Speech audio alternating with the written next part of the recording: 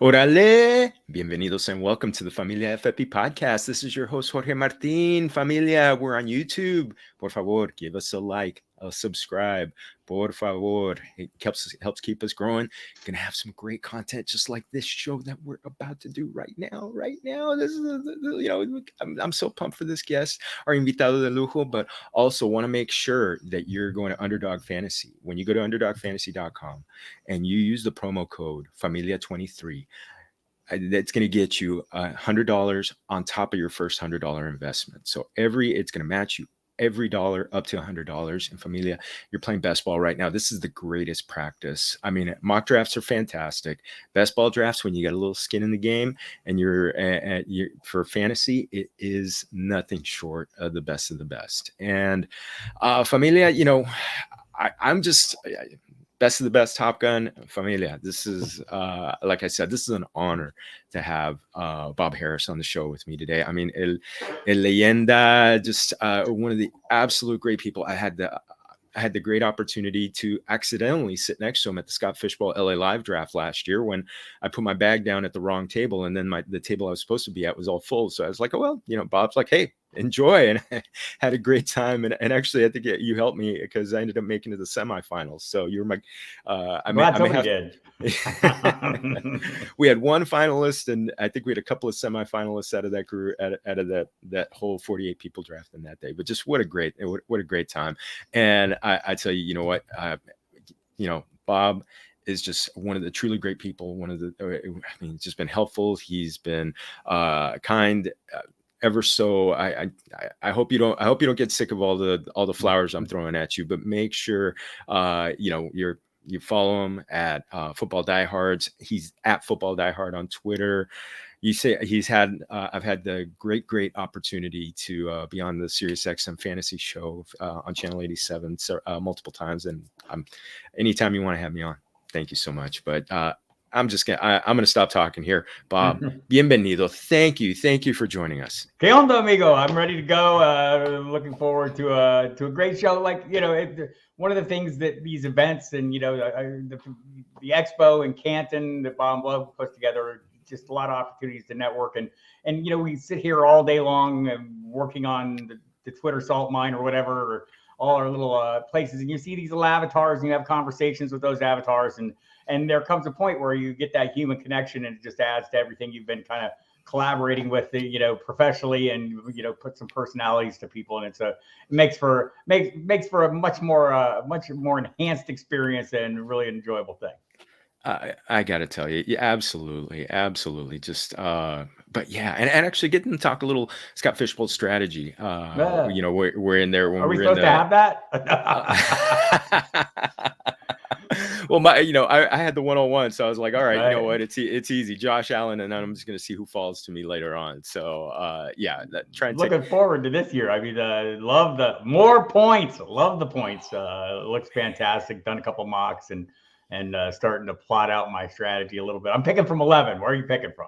One worked out for me well last year, and I just want. I like that. That's one thing. I mean, I think that's one thing we talked about. We both. I like picking at the end, and you mentioned that you like picking at the side, so it's the short way. I mean, bang bang, get him quickly as much as possible. Yeah, I think this year in particular, I felt like the tail end has served me a little better, and I think there's you end up having two different approaches. We'll just dive right into it here. You have kind of two different approaches in that. When you have that early pick, I think you feel like you're running downhill the whole draft, right? And there's something to be said for that. I feel like at the tail end, I feel like I need to be a little more aggressive, and because that long turnaround, players aren't going to come back to you. Maybe I'm grabbing some players I wouldn't ordinarily take, and I kind of like the way the drafts have been playing out from that tail end. I'm fine with the front half too, but kind of enjoy the tail end, maybe because it's just forcing my hand to be a little more aggressive. I know, one of the things, obviously you get the elite quarterback right off the bat, and if he delivers, it's fantastic. But I think drafting at the end, like where you are, you're going to get more. I think you're going to get the better choice of the elite skill players. Whereas when we get when I go with the third round reversal, then it's kind of like, okay, fingers crossed, somebody's there. Right. And I that's what I've kind of experimented with. I think the last mock I did, I went to Christian McCaffrey at 11, came back around, got Andrews, and then that third round, I went and got a quarterback. It was Dak Prescott kind of level. I was deciding between he and Tua. Played it what I feel to be a little safer in this case, and then waited a little longer. I think the quarterbacks are getting pushed down a little bit more, or at least some quality quarterbacks. And that was my plan last year, was to wait, on that second quarterback and not overplay my hand. And I thought it was not a bad strategy. The bad part was not picking the right second quarterback. So this year I'm hoping to do better at that aspect. Who was the wrong second? Jameis Winston. Oh yeah, that's everything was pointing in the direction, And, oh man, I got lucky with my second quarterback. I got Trevor Lawrence. He was there. Good You go, exactly, yeah. And a lot of people have whether it's Geno Smith or Jared Goff, some of these quarterbacks that came out, rose up. I know we're going to talk about some quarterbacks like that, and that's you need to catch one of those rising stars. I think we have some in mind. Oh, absolutely. Definitely going to be talking about some of those, who could be those guys. But I wanted to ask you, here we are, we're middle of June, and we know football never sleeps, but this is kind of the quiet period in the football calendar until the end of the end of July, when training camps start. Obviously there's some big names that are still out there in free agency, DeAndre Hopkins and Dalvin Cook being two of them, and a lot of running backs that have yet to sign, that have had great days. But what is kind of, how do you approach these next 6 weeks? Well, it depends on how quiet it actually is. Stephon Diggs would like a word with us. And those are going to be the funny, those kind of stories that rise up, and there are going to be stories like this that kind of, as you're out there, and I know you're doing it, I'm doing it out there in the best ball rooms. You can see the immediate impact of these things as people who are drafting in way too many drafts.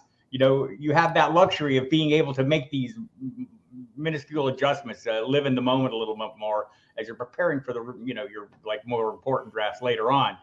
You're sitting here making, dividing up your investment stuff. These little developments can make a big difference. And I think the things I'll be watching for are the landing spots of particularly those two players and some of the running backs.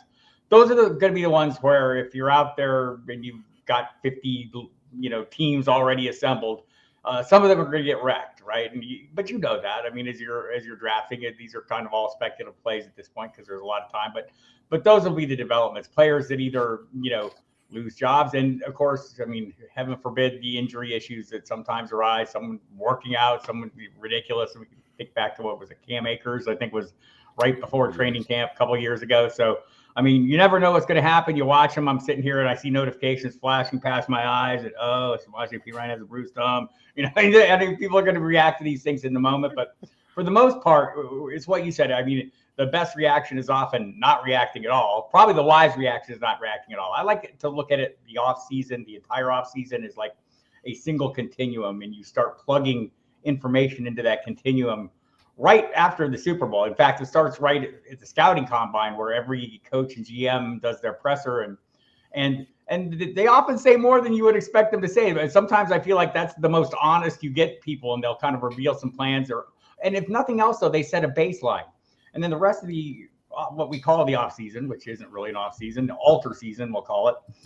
The rest of that time is spent, measuring against what we've been told, against what we've been seeing. And that's kind of the game. Well, what's the difference? Where do I need to be suspicious? What things are or aren't coming to pass that I was told were going to come to pass? And you do that with a collection of information, and all of it you're plugging in. There are beat writers out there covering teams. I know you're going to start talking to some of those and do a series. I talk to a couple every single week, and you get their views and see where they're at. And you do that. Remember, look, like everyone is, trying to do their job out there, but people, just like we have a narrative that we're, like, hey, we tell ourselves a happy story about players. Sometimes, writers get invested in their story, right? Peter King wrote once, someone asked him, what teams do you root for? He goes, we don't root for teams, we root for our stories, right? And so, and we do that as fantasy managers, or at least content creators. You sit there and you build a narrative. You are telling your audience that something's going to happen, and you make a really good argument for it. What you have to be ready to do is look at this information and see as things change. The people who do this the best are the people who are quick to say, man, my narrative is not working. I need to make this adjustment right now. and get in front of it, right? And so that's what this time period is for me, is understanding what I've been told, understanding what's happening at the moment, because it's an ongoing situation. It's going to continue changing right up through, the start of the season and into the season. I mean, nothing is static. So that's kind of how I'm using the information right now. You're trying not to overreact, and also overreacting, because we just naturally do, but doing your best not to. And to do that, you have to put it all in context of the big picture of information. You can't be looking down the drinking straw. You have to be looking at that entire continuum of data. Oh, absolutely, absolutely. I mean, that's where checking ADP all the time, and I think Yep. that's where it's great to continue to play. Yes. Continue to be doing mock drafts, continue to do best ball drafts, just to kind of see the shifts here and there. You're at your best at anything when you're steeped in the subject, right? When you're like, sit there and say, okay, I've got a test today, I need to study for it. It's when you say, oh, I have a test today, man, I've been doing this all along, this is a piece of cake. It's not really a test, it's just a part of an ongoing process. So, and you're right, I think people say, oh, you're crazy, you're already in all these drafts, and what good is it? Well, what good is it is setting you up to understand where you're going to be picking it, ideally in August. But at any given point in time, you're sitting there going, okay, I know I'm getting this guy in the third or fourth round. And so when you're thinking about, when you have that knowledge, you're steeped in that knowledge, then when you're drafting, you're thinking not like, who am I going to pick this round? It's, who am I picking this round, this round, this round? And what might that be setting me up to pick up 4 rounds later? You're trying to look at the bigger picture. And because you feel so comfortable with where players are going, you can kind of set that up in your mind as you're drafting in real time. Oh, that's awesome. I mean, we talked about a few storylines. Any other storylines you're kind of keeping an eye on as training camp? It's mostly those running backs. I mean, there are some, obviously, what's going to go on with some of the quarterback situations, Arizona, Tampa Bay. I think like the rookies coming in, I'm just kind of setting my default position. They're going to be starting, some positive reporting or comments, at least, on Anthony Richardson. And, I'm kind of investing a fair amount in him, just as the kind of that super, the Mega Millions lottery ticket, as opposed to like a $50,000 ticket, right? He might be the one. All these guys are a little bit of a lottery ticket. You're taking a little chance, but he'd be the one I'd want to take a chance on in like single quarterback leagues or in best ball. The other ones, I've seen people drafting them. I'm not that eager, but I think they'll get the jobs. But, Tampa Bay, what's going to happen there? And, how's it going to impact the pieces we're actually interested in, which is not necessarily the quarterback position. But those are some of the things. But the running backs, to me, are going to be the big, the big story, right? Are where is somebody going to land that totally hoses something I've already done? Or, and that includes your dynasty leagues. That's maybe the bigger thing. Like, oh man, I had set myself up so well, and then boom, so one single move, I'm doomed. You're not kidding, because I mean, you're talking about. I mean, I was talking with Alan Poupar of Sports Illustrated yesterday about the Miami Dolphins, and we were talking about the running back room and trying to make heads or tails. That show's coming out very soon. That show will have come out by the time this is out there, so make sure you're getting out there. But he said that as much, yes, Devon and Chain makes so much sense to be one of the lead backs, but Dalvin Cook signs there and game over for that. Right. So, right. And that's like wherever they land. And like, I mentioned the Arizona situation. I've been investing in James Conner because, I mean, what is that offense going to be? At the moment, it's going to be James Conner. I mean, we'll see what happens with quarterback. I'm guessing it'll be Colt McCoy, and we don't know when there'll be Kyler Murray, but if somebody lands there, and I think that's like a least likely destination for someone. They seem to be in full on tank mode. So I'm guessing they're not going to be out there looking to acquire talent, especially people like someone like Dalvin Cook, who's looking apparently for still $10 million. He did not get that memo that the rest of the running backs have been getting, and good for him. I mean, look, I hope they all get all the money they want.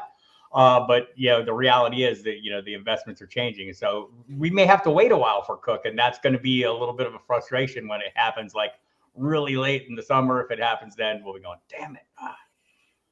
Or you know what? It'll happen on the 4th of July, and we're like all at cookouts, and all of a sudden it's like, great, we got to get to our phones. And oh man, well, I want to go back. I want to hit the Wayback Machine for a little bit, because as I mentioned, you're a Fantasy Sports Writer Association Hall of Famer, and so you've seen this industry from the ground up at the fruition. I mean, honestly, what, back in the 90s when you started to do this, when you started to really get into this is before the internet boom, before iPhones were telling us information every few seconds. What did the future tell you at that time about this industry? So I guess, my view was, as someone who just immediately fell in love with fantasy, right? I can remember the day that a friend of mine came back from San Diego. He worked there for a year, so he came back, and our little group of friends, we were all sitting around, cracking beers or whatever, and said, "Hey, you guys, I found this thing. You're gonna love it." And and the thing was fantasy football, and we did. I loved it. I mean, the minute I started, oh, this is phenomenal. I can't get enough of this. And so I also, like about a week into it, said, we don't know enough to do this right. We don't have the information we need to do this right. I mean, we could be doing this a lot better. And that's kind of the seed. And I convinced myself, talked about, building these narratives. I told myself a happy story, how this was going to be the biggest business ever known to mankind, and all these things, and this was in 1988, 89. And then heading into the early 90s, I decided to make it a business for myself, and joined a handful of other people who were doing it at the time, and kind of pre-internet, we were doing newsletters and things like that. So I think the first time I really started realizing maybe what the full potential was. I mean, I thought I was going to get rich, but it seemed like it was going to be a lot of work, because you're literally printing and mailing and sending faxes. That was a aspect that I did early on. But when I discovered the internet, I said, oh, here's a path. I can deliver the same content, the same number. I can deliver it on a scale, of millions for really not much more money than I can for the scale of 10, right? I mean, it's just creation of the work at that point. That's when I started to realize that there's something here, and it got really into the, all the aspects of it. Back then, you did everything. So I was doing the design, the web design, and creating the content, and trying to come up with technologies that would allow us to collect monies and all those kind of things. And so that's when I started to see what might be coming. I will readily acknowledge I did not see, just how much the technology would explode to the point that it has now.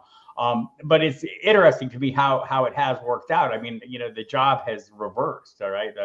In the early days, it was finding a single little scrap of information that might help someone, figure out something a little better than everyone else. Now the job from my perspective is filtering all this mountain of information to give my audience the best of it, and the what they need to know the most and what matters the most. And that's probably a bigger battle than it ever was trying to go out and scour CompuServe or whatever I was doing to grab information. And by the way, I was talking to every single team. It was kind of a fortuitous time, because fantasy managers were very aggressive.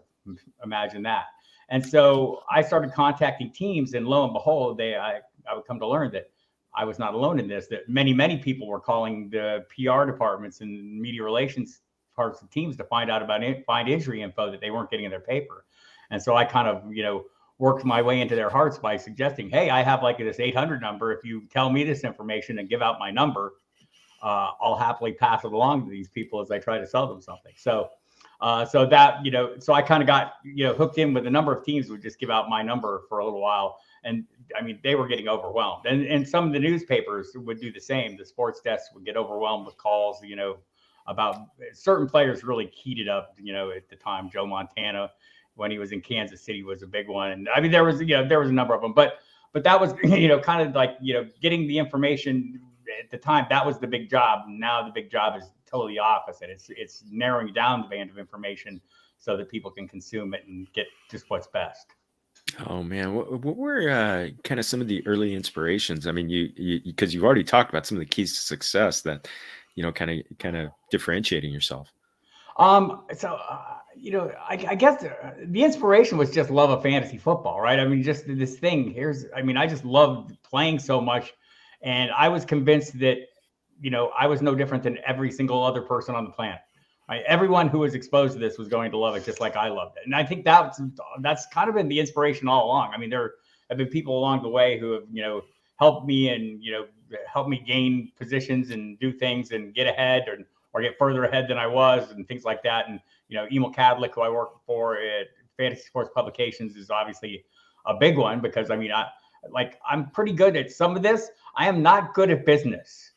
This is not a strength of mine, and it's a strength of his. And so, working with him has allowed me to continue doing the things I want to do, and that was, that to me is pretty much the motivation. Is look, I was wandering around aimlessly in life and had no direction. And all of a sudden I found this thing and I love this thing. I said, man, I want to make this thing my thing. And lo and behold, 31 years later, I'm still doing it. And, I'm pretty sure that wouldn't have been possible without somebody who could figure out ways to monetize what I was doing and turn it into something that we could live off of. No, it's incredible. And you know what? I could feel the passion when we've been together, when on a stream or together. I still see that passion for the game. Is it just kind of like is that something that's just always going to be there? Yeah, I think so. I mean, it's like a weird analogy. It goes back to when you're a kid.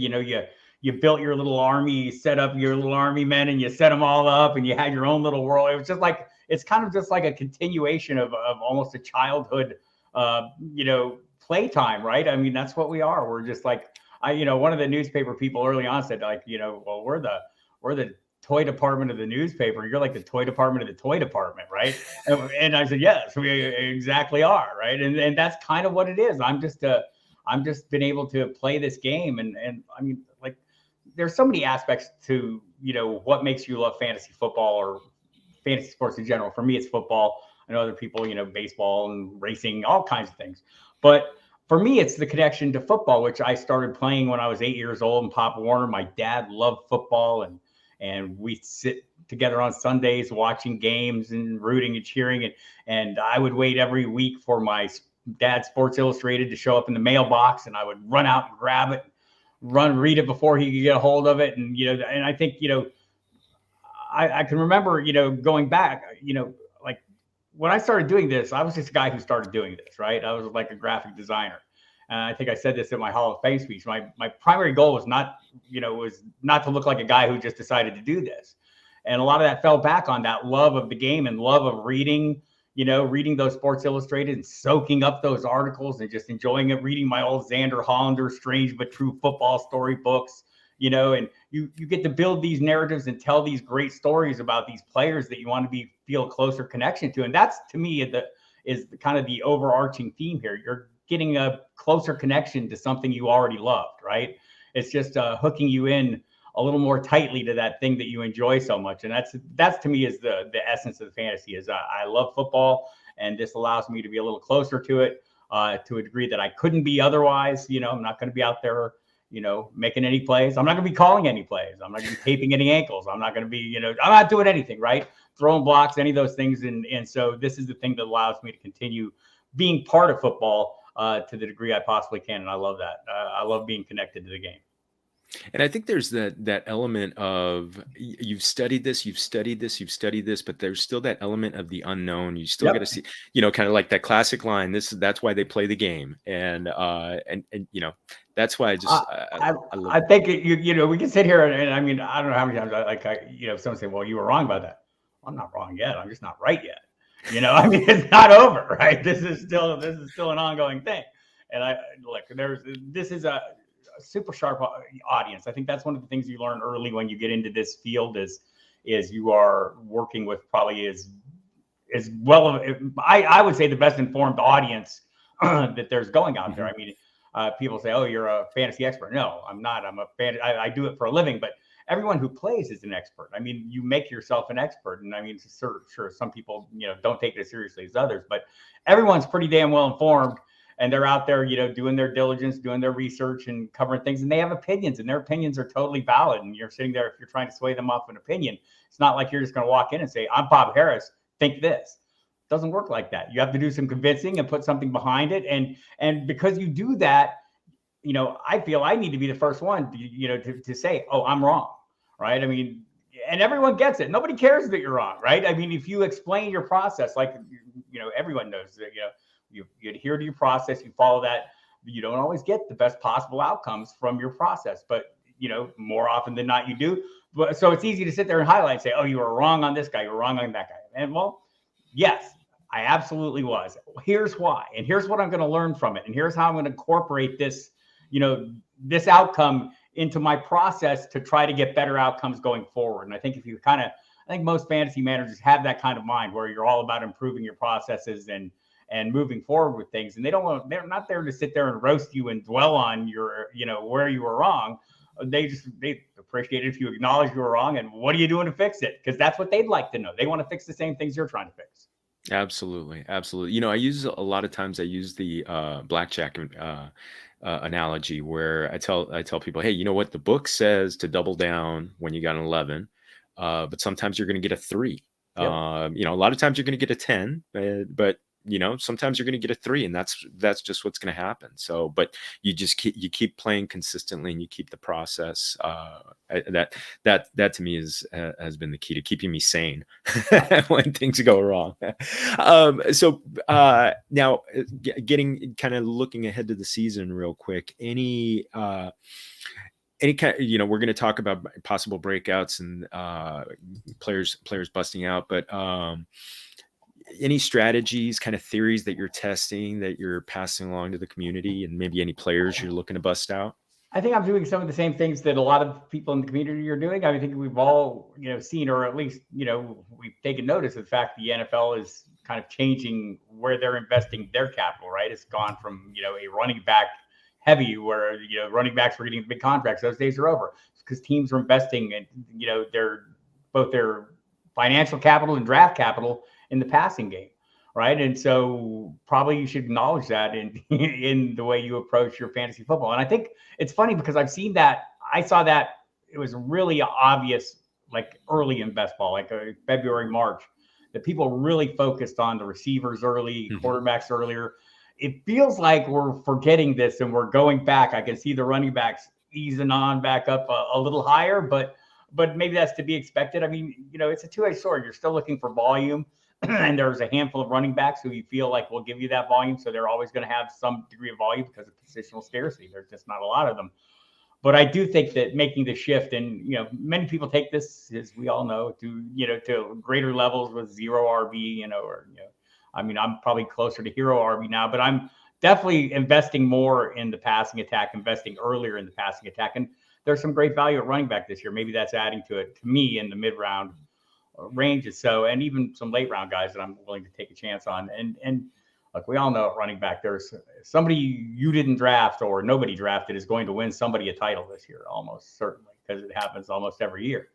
Right. So I'm, it seems like, I don't know if it's, you want to say stickiness of the top performers, but I mean, those roles in the passing attack seem to be pretty sticky year to year. And I'm going to go ahead and try that this year, put them a little more focus on the passing attack. And I don't think I'm alone in that.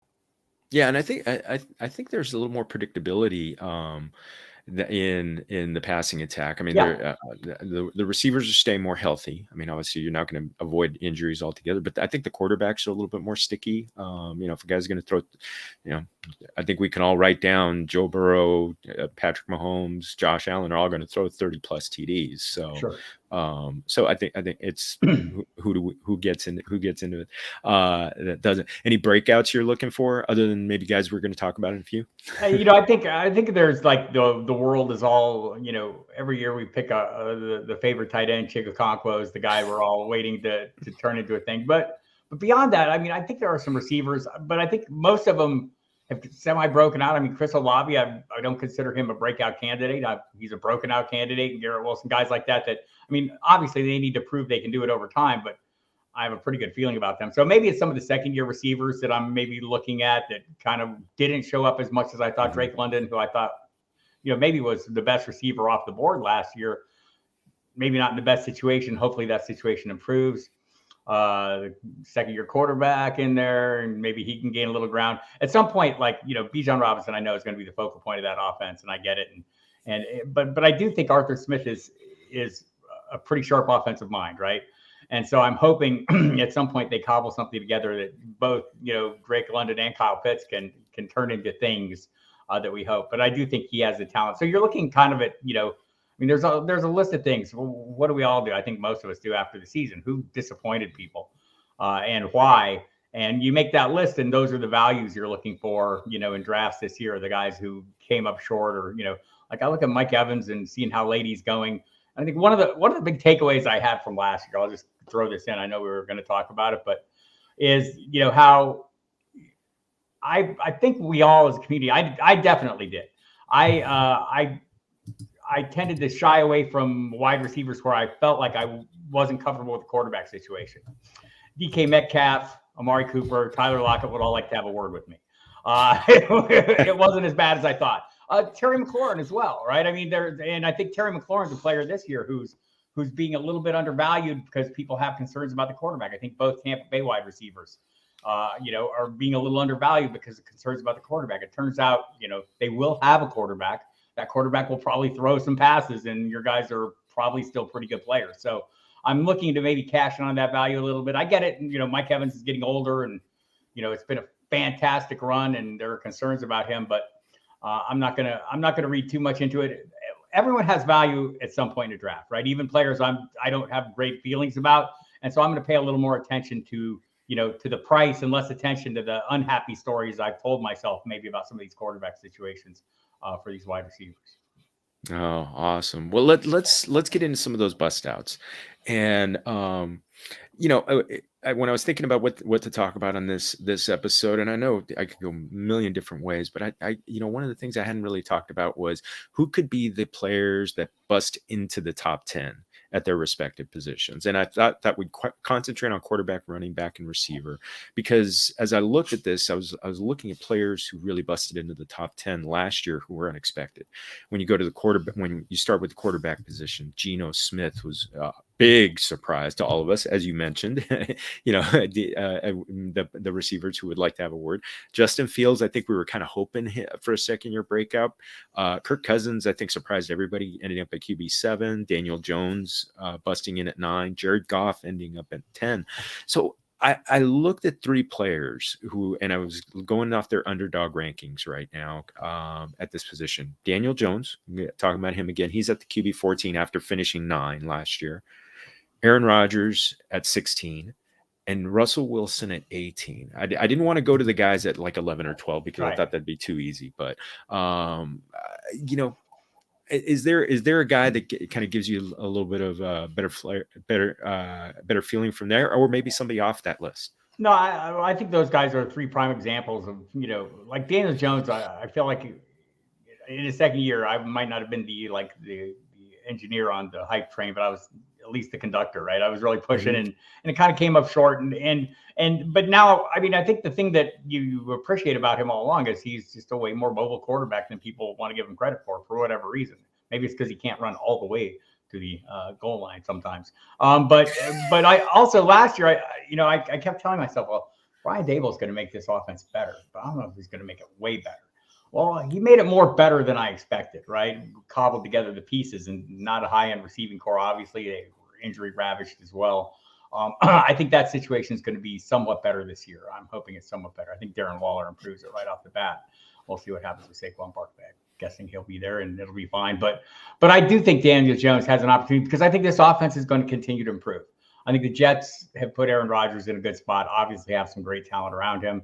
They've added some players that he's comfortable with. They should have a strong rushing attack once Breece Hall hits the ground running. I know the latest reporting on that is, is advising us all to, be realistic about how fast he's going to, return to form. And we should always be. We've got in our mind is, over the course of time that an ACL is this amount of time the guy will be back. No, it doesn't work like that. It's kind of like a sunrise, right? A little bit, it's the sun is coming up. Oh, it's almost. Oh no, now it's up. No, now it's up, right? And so I think we've kind of learned some lessons, even from some of the, like J.K. Dobbins, et cetera, where it just took a little longer than we expected. So I do think Aaron Rodgers, though, is in a good spot. He seems very happy. I think so. Both him and Russell Wilson, if they just return to past form, they're going to be a hell of a lot better, right? And so I think, expecting that seems reasonable with Rodgers. I think you're hoping Sean Payton can get the most out of Russell Wilson. He seems like more skeptical than the rest of us about Russell Wilson or Sean Payton. So maybe that's a good thing. Maybe that'll bring out the best in Russell Wilson. It sounds like, Russ is taking things seriously. I have not seen any let's rides or anything out there. I think he's keeping his nose to the grindstone. His office has been removed from the building, and, his team is no longer working there. There have been some changes. So, and it seems like they're building this offense in a little different way that will maximize his abilities. It looks like they're going to focus a little more on the run as well. So I have hopes for all three of those guys. I think Aaron Rodgers would be the one.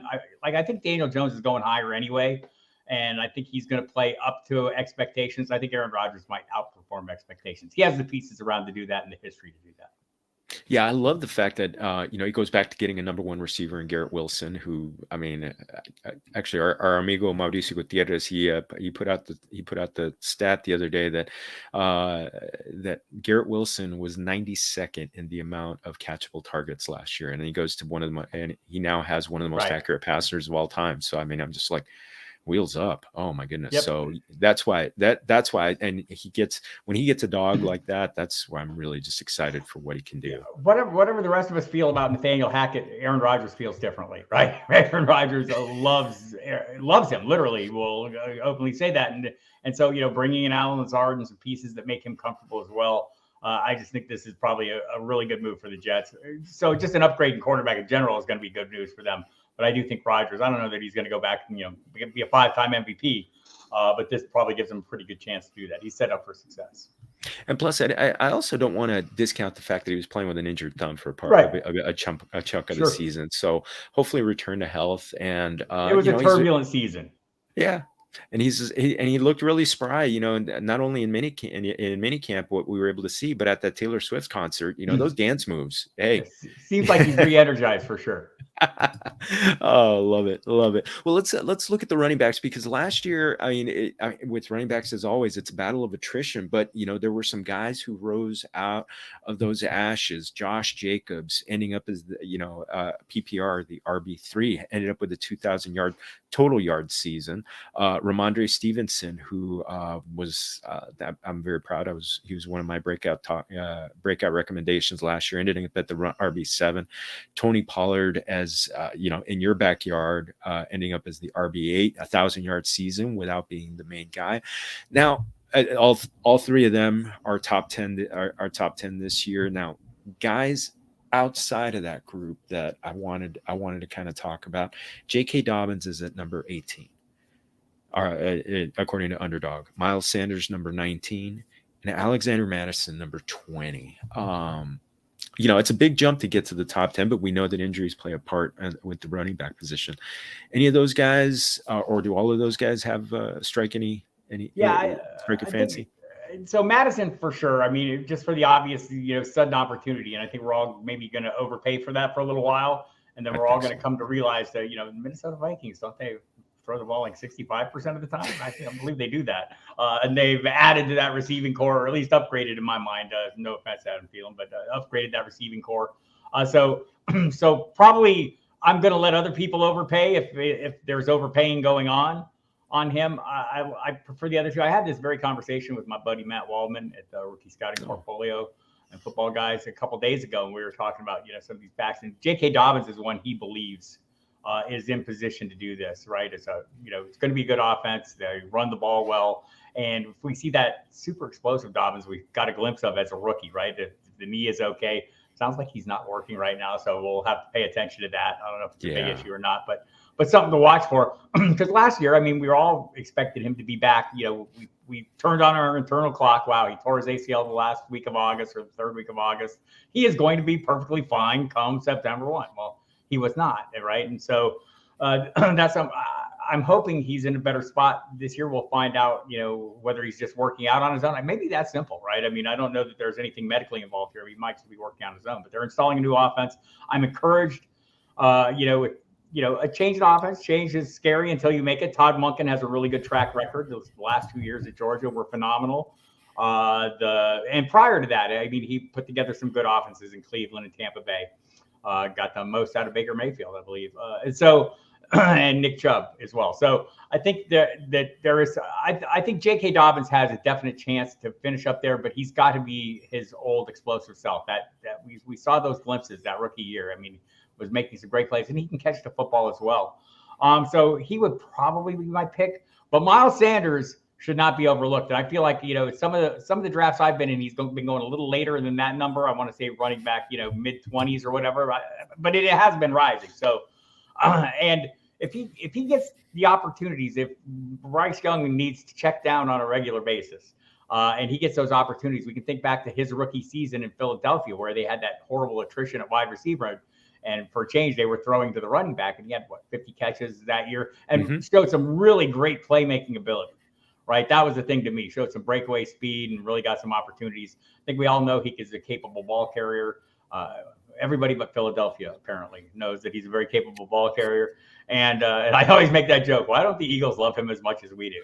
And I was often assured that they do love him, but, just the design of their offense. So I'm hoping in Carolina that he gets a little more, a little more consistent high-end usage. And that would be my expectation. I think he does. I think he also has a chance. So I like both those guys at the price. I do. I'm a big fan of Miles Sanders this year. I mean, and I'm a little cool on Madison just because you're right. I think they're not going to throw as much. Miles Sanders, I mean, they've got a good line. They're gonna need to establish the run. They're gonna need to run the ball. Does he run it 250 times? I mean, I could see 225 carries for him and maybe somewhere about 40 or so targets. I would take that season. Yep. I mean, 40 receptions. So yeah. I'd absolutely take that season. So, so the next one, receivers. That's always a fun one because, because right now, I mean, the top 15 are really just could probably make arguments for the top 10. And last year we had Amon-Ra St. Brown. He was getting picked in the 5th and 6th round of drafts. He ended up wide receiver 7. Devonta Smith ended up with as wide receiver 9. One of the Eagles were one of those teams, even though they ran the ball a fair amount. 2 top 20 receivers, 2 top 10 receivers. Amari Cooper ended up in the top 10. So I looked at 3 guys who could be top 10 for this year. Calvin Ridley's at number 16, his return to the NFL after almost 2 years. Keenan Allen, who looked great when he was healthy last year, but hamstrings, they can come back, which is unfortunate. And he's getting older. And Christian Watson at number 21, possible. A lot of people are talking about him as a possibility. Any of them kind of make so it's interesting. Caliente. It's interesting about Keenan Allen because I did a check. I think he returned from injury last year. I think I was just looking at this. So let me bring it up here. I think it was week 11 he came back from his injury, and from week 11 through week 18 he was wide receiver 6 in fantasy. So I think there is some meat on that bone there. I know Justin Herbert just saw notifications flashing through my phone as we were talking earlier. Saying nice things about Mike Johnston. And of course he would. Mike Williams is there as well. But Keenan Allen seems to be, to me, Amon-Ra St. Brown is the new Keenan Allen, right? The guy that when you take pick a boom bust player in the first round or as your first wide receiver, you can come back and get that guy that has the super high floor. I think Keenan Allen's probably still that guy to me. I know he's getting older and if people are dialed back on him, and I think they are, the value's there. But look, he did it for a stretch last season. I think he's perfectly capable, especially. So I guess maybe if you have a concern, it's with Kellen Moore coming in, are they going to throw the ball a little deeper? Maybe that's not his forte. If they go a little, I think one of the reasons Joe Lombardi's gone is they didn't have that depth of target they were looking for. They're looking to go a little deeper. So maybe that impacts him a little bit, but also maybe it opens things up for him a little more. I am a little concerned about Quentin Johnston. I've kind of said this a few times. If you watched the video from the premier rookie event out there in LA, they had like a video panning across all these picks. And there was 2 guys that stood out to me. Anthony Richardson and Quentin Johnston looked like men among boys. I mean, just eyeball test wise, like regardless, what do you think of their skills? And I know Quentin Johnston has some things to work on in terms of catching the football and things like that. I think he'll be just fine. And but I think Keenan Allen has as good a shot at this as anybody to me, because he's done it before and he did it as recently as last year. And and another thing that from the Kellen Moore offense, the tight ends really got a fair amount of looks, and I think Keenan Allen can get kind of those short to intermediate routes that might have gone to the tight end, sure. And I think he's going to. I think people are drafting Everett last year, hoping they get something close to last year, and I wonder if they will. Right? I mean, I'm kind of keen on Everett too. I think if I'm drafting a tight end that late, we can talk about that as well. But I'll just keep looking at Tyler Higbee's target share from last year and think, I'd probably rather go that direction. That seems a little stickier to me than Everett. But so those other two you mentioned, by the way, Calvin Ridley, like he hasn't played for a while. I work with Mike Dempsey and my co-host on SiriusXM, who also works daily covering the Jaguars in his day job. He's really keen on Ridley. He thinks that 1,400-yard season is within his reaches, and it's ending offense, not like guaranteeing it or anything, but thinks it's definitely within reach. I'm a little dialed back on that, but like, could I see that outcome where Calvin Ridley emerges as a true wide receiver one? Yes. I don't know that I'd say top 10. Christian Watson, I'm going to say no, but with the proviso here that we don't know what Jordan Love is, right? We don't. But here's what we can assume, right? The NFL, whatever you think of the Packers and how they manage their football team or what anyone's doing, I don't think you let a 4-time MVP walk out the door that you have under contract, no matter how unhappy he is, unless you think you have somebody who can at least cobble together a reasonable job, following up. In the NFL, you don't move on from somebody unless you feel like you have somebody else. They may not know everything. They may need to find out some things about Jordan Love. We will all learn some things together, but I think they have a suspicion that he can be pretty serviceable. So I think some of what Christian Watson does will hinge on that. I think the price is a little high for me right now on that. Yeah. I'm probably going with Romeo Doubs, who, we've heard the reporting about a really good connection, cheap play. I am old and mean and cheap. I am often buying the cheaper pieces of these things. I want my discount, and I'm getting it on Doubs and not so much on Watson. But look, I mean, that 4-game, 7-touchdown stretch last year just kind of revealed what he can be. And I think the only question right now is this going to be the offense, and is Jordan Love going to be the quarterback to getting maximizing that talent and ability? That remains to be seen. So I think he'd be the low end of that list for me. Yeah, I mean, I do like Watson's talent. I just don't know if the volume's going to be there. That to me is the big thing. That's my big concern, because I mean, you mentioned it. I mean, that 4 touchdowns. I mean, 7 touchdowns in 4 games kind of salvaged a season in one of my deeper leagues, and so I love the talent, but again, I think it's going to be spread around. And I'm with you. I'm grabbing Dobbs, and even just like in best ball drafts, that third tight end is becoming Luke Musgrave if I got Jordan Love as my third quarterback. Sure. So yeah, and I do have a lot of Jordan Love as my third quarterback in the best balls. That's the kind, for the reason I just said. Like, we don't know, but I'm guessing the Packers do, right? I mean, Matt LaFleur has had a lot of success, offensive success, pretty much everywhere he's been, right? You go back to Tennessee as coordinator, and prior to that, his first job with the Rams. So I do feel like, that there's probably more to this than we know, and because there almost always is some more to this than we know. And let's take a minute to talk about you mentioned tight end strategy. I mean, we didn't put it on the show sheet, but you mentioned Higbee, which, I mean, a guy getting over 100 targets and his third highest targets of any tight end last year, right? So yeah, and Stafford's healthy, and I'm with you. He's growing on me. He's finding his way onto more and more of my rosters as I get into the season here, I think. And part of that is just, his price is great. Also, some of the guys that I've been kind of counting on that maybe they're, to hope for breakouts, like, I think that I'm in year 3 of Juwan Johnson breakout season for me. I've been drafting him to do that all along. And now all of a sudden with Foster Moreau there, and apparently healthy enough, and good for him. Congratulations. But, already a bit of a connection with Derek Carr there. So I wonder if this is his time. So I maybe have enough of Juwan Johnson shares at this moment. And Okonkwo's price is rising. And like, I'm not against, like, I do think he's certainly primed for a breakout.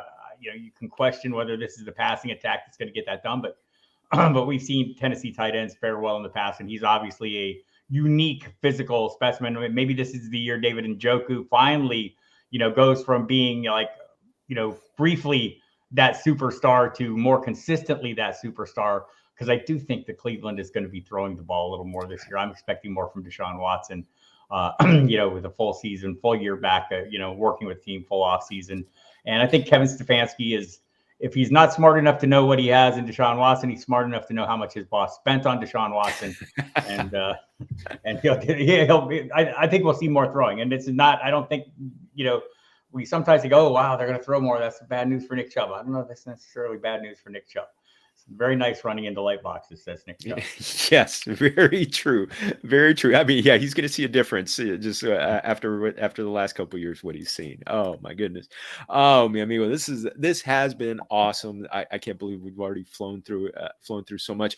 All right, well, we teased this a little bit. Main event, mi amigo, the main course. I love, we've chopped it up a little bit on Mexican food, but you had one of the most diverse skill sets, for lack of a better term, when it comes, or appetites, or palates. What are your, first off, what are some of your favorite dishes?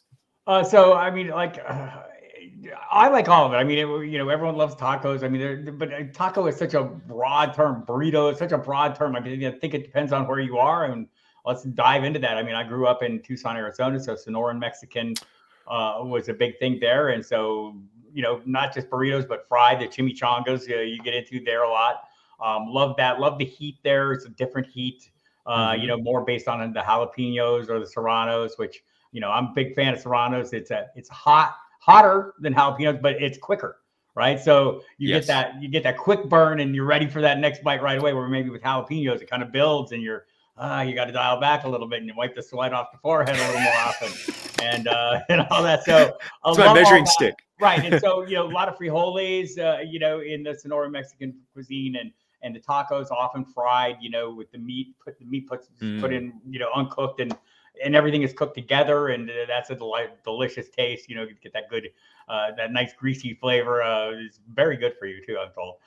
And then but I went from Tucson, living there most of my entire life until I moved to New Mexico, where obviously New Mexican food style is the big deal. The red, green, the green chilies, and the red chili.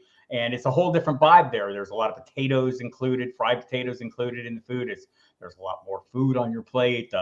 And it's like really, really rich, deep dishes, right? And there's the moles and things like that. Oh, with yes. those green chilies and that red chili, and really deep, complex flavors. Then I come to Texas, and I get Tex-Mex, and people are telling me I must have the Tex-Mex. I'm going to tell them back, no, I must not.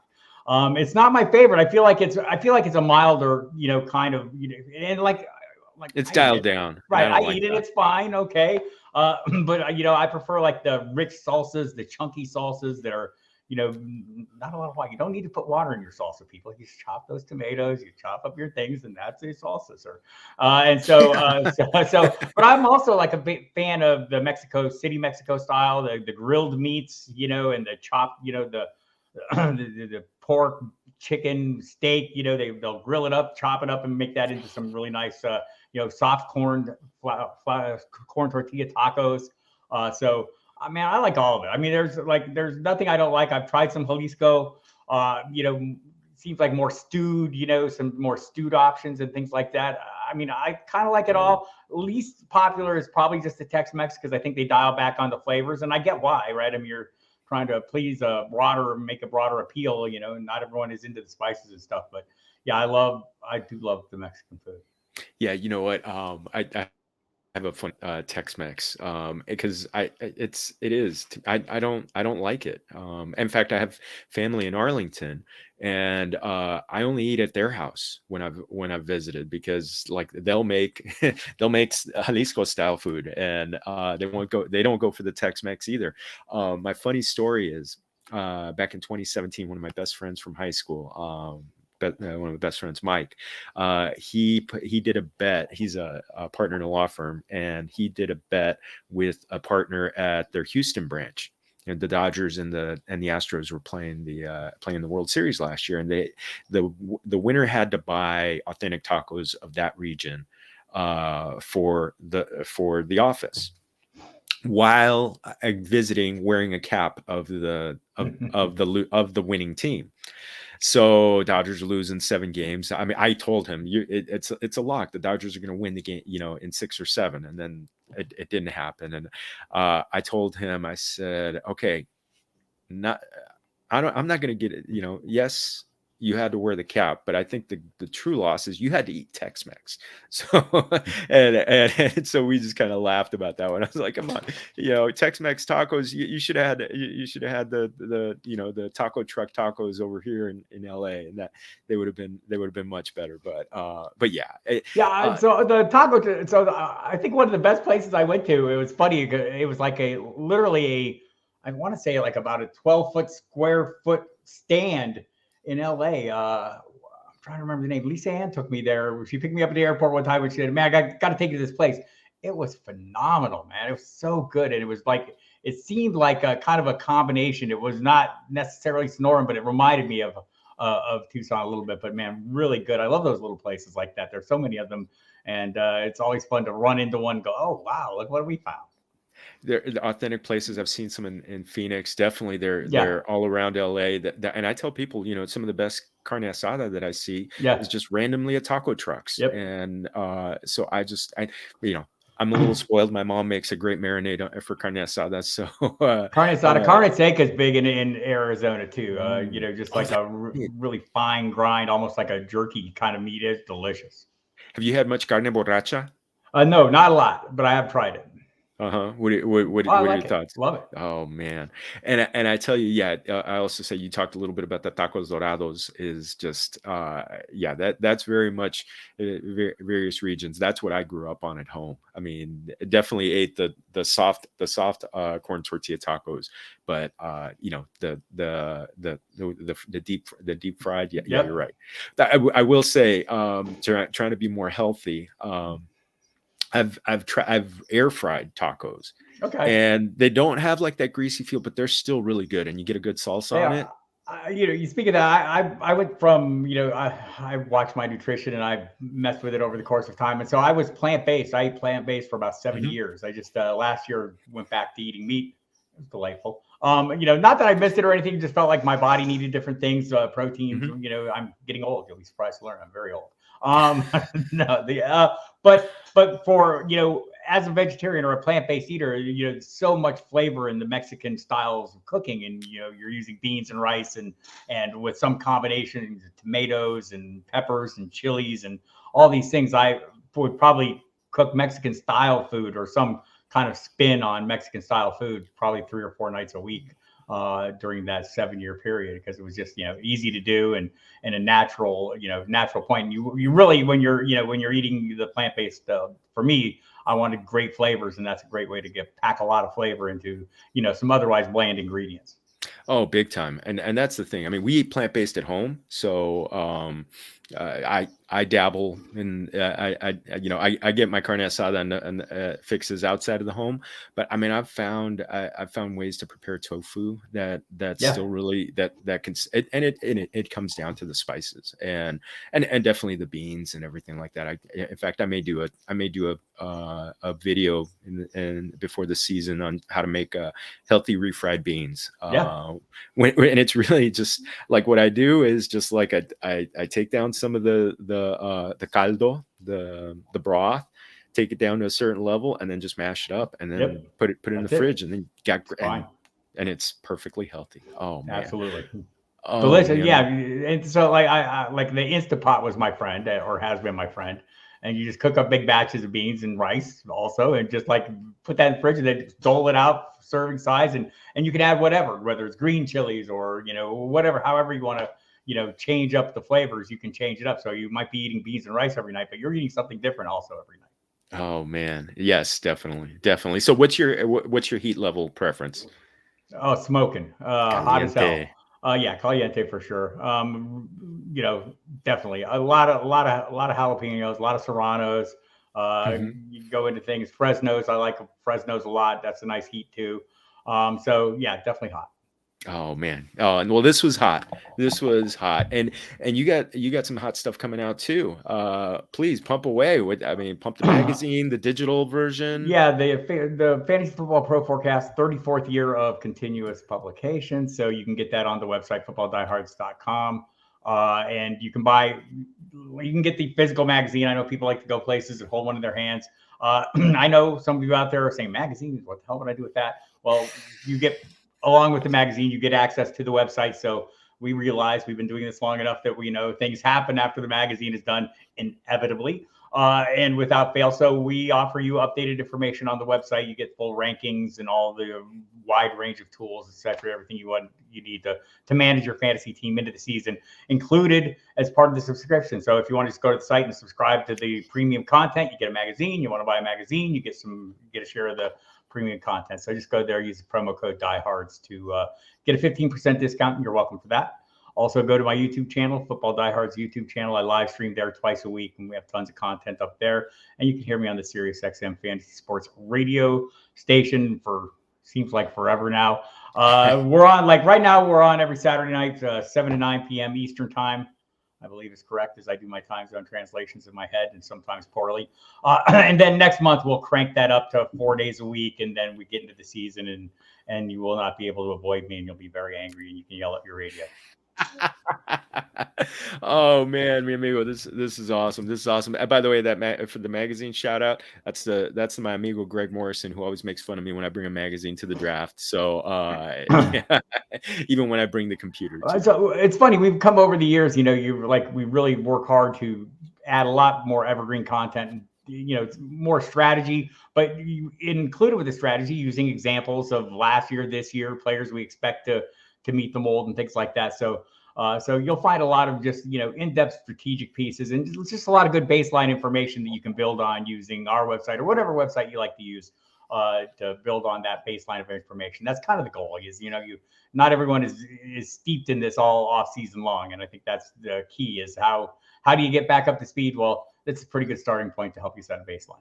Oh man, well, this is a great starting point, and I love that we were able to kind of keep this pretty fresh, because I think people can get something out of this even if they're listening to it in August. So love it. Familia, once again, I am so thankful for our invitado de lujo. Muchas gracias, Roberto. Yes, thank you so much for joining us. And Familia, thank you. Make sure one more time you're going to underdogfantasy.com. Use that promo code Familia23. Again, if you want to do it in Espanol, Familia23.